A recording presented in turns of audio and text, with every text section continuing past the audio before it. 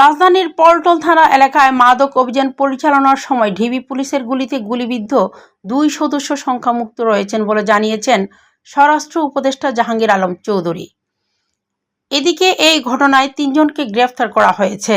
জব্দ করা হয়েছে ৯,৫০০ পিস ইয়াবাসহ একটি প্রাইভেট কার।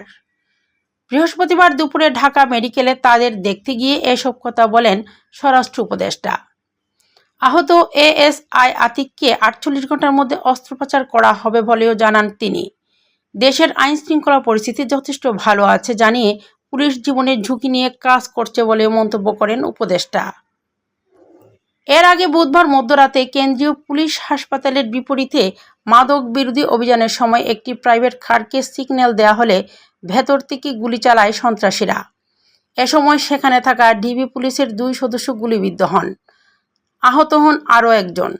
এদের মধ্যে এএসআই আতিকের অবস্থা গুরুতর। চিটাগং থেকে একটা এরকম গাড়ি আসতেছে যাদের ভিতরে ইয়াবা আছে। তো এটা আমাদের ডিবির সাথে ইন্টারসেপ্ট হয়েছে সে ফকিরাপুলের মোড়ে।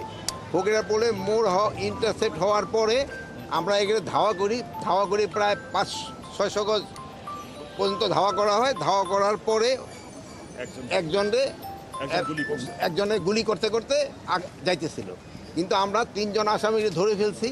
গাড়িটাও আমরা উদ্ধার করতে পারছি এবং 9,000 ইয়াবা আমরা উদ্ধার করতে পেরেছি এবং